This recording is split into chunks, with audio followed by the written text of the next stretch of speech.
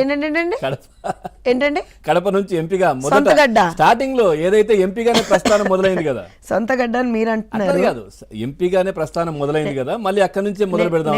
నేను ఒక విషయం చెప్తాను చూడండి. జగన్మోహన్ రెడ్డి అనేటువంటి వ్యక్తి యొక్క రాజకీయ జీవితం క్లోజ్డ్. రాసి పెట్టుకోండి విషయం. ఎందుకంటున్నానంటే నేను ఇందాక చెప్పినట్టుగా రాజకీయం అనేటువంటిది ఎప్పుడైనా సరే ప్రజాపక్షంగా సెంటర్ అయి ఉండాలండి. ఇవాళ రోజున నేను పోనీ తెలుగుదేశం పార్టీ అధికార ప్రతినిధిగా కాకపోయినా ఒక నార్మల్ ఒక పొలిటీషియన్గా మాట్లాడాను అనుకోండి, నిజంగా కూడా జనాలు పార్టీలు మారుతారండి. ఇప్పుడు మా పార్టీలో ఉన్నవాళ్ళు వేరే పార్టీలోకి వెళ్ళి ఉండొచ్చు, వేరే పార్టీలో ఉన్నవాళ్ళు మా పార్టీలోకి వచ్చి ఉండొచ్చు కాక, కానీ ఎక్కడో అక్కడ ఏదో ఒక మూలన there is something called people conscious. అంటే ప్రజల కోసం మనం ఏదో చెయ్యాలి, ప్రజలకు ఏదైనా చేస్తామా చేయలేదా, ఈ బేరీజులు ఉంటాయి అన్నమాట. జగన్మోహన్ రెడ్డి అనేటువంటి వ్యక్తికి ప్రజలు అనేటువంటి ఆ పదంతోటే సంబంధం లేదు అసలు. ఆయనకి ఎంతసేపు కూడా డబ్బు, ఎంతసేపు డబ్బే.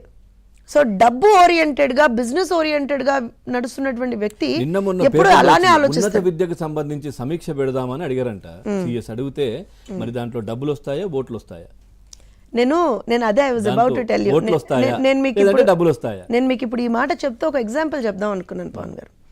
మొన్న లోకేష్ గారికి ఒక వాట్సాప్ మెసేజ్ వచ్చింది. సార్ దెర్ ఈజ్ అది ఏమంటారంటే అడ్మినిస్ట్రేటివ్, చిన్న అడ్మినిస్ట్రేటివ్ ఇష్యూ అనమాట అది.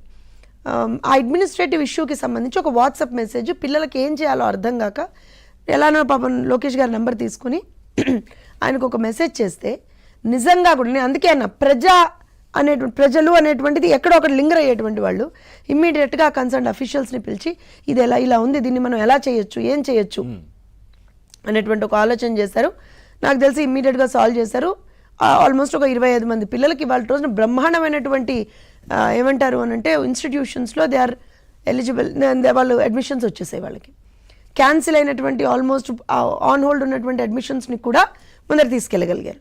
అయితే ఇదే జగన్మోహన్ రెడ్డి అయ్యి ఉంటే ఏం చేసేవాడు తెలుసా?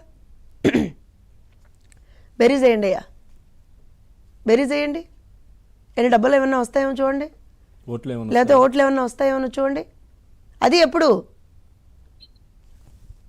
వచ్చే సంవత్సరం, వచ్చే సంవత్సరం, ఇంకో వచ్చే సంవత్సరం అలా ఆలోచిస్తాడు. సో నేను ఎందుకు చెప్తున్నా అంటే నాయకుడు అనేటువంటి వాడు ఎప్పుడు కూడా ప్రజా సెంట్రిక్గా ఆలోచించాలండి.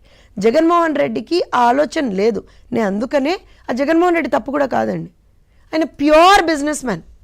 ఇవాళ మీరేదో చంద్రబాబు నాయుడు గారికి భయపడి కడప పార్లమెంట్కి వెళ్దాం అనుకుంటున్నాడా అనేటువంటిది ఒక ఆలోచన మీది. దానికి తోడు there is an add on అంటూ ఇట్. ఈ పార్లమెంట్కి వెళ్తే రేపు పొద్దున ఈ మైనింగ్లు అవన్నీ నేను చేసుకోగలిగితే, ఒక పార్లమెంటేరియన్గా చేసుకోగలిగితే ఇంకొంచెం దోచుకోవచ్చు కదా, ఇంకొంచెం దాచుకోవచ్చు కదా అని ఆలోచిస్తున్నాడు. కానీ జగన్మోహన్ రెడ్డికి ఒక విషయం మర్చిపోయాడండోయ్. ఆంధ్రప్రదేశ్ రాష్ట్రంలో ఉన్నది ఎన్డీఏ ప్రభుత్వం, కేంద్రంలో ఉన్నది ఎన్డీఏ ప్రభుత్వం. తప్పు చేస్తే తాట తీస్తాం. దోచుకోవడం అనేటువంటి మాట మీ ఆలోచనలోకి వచ్చినా సరే తాట తీస్తాం. సో ఎక్కడి నుంచి దోచుకుంటాడు? ప్రయత్నాలు. ఏంటి ప్రయత్నాలు? వాళ్ళ ప్రయత్నాలు చేస్తున్నారు. మీరేం చేస్తారు, కేంద్రం ఏం చేస్తారు అనేది తర్వాత. నేను ఒక విషయం చెప్తున్నాను సార్.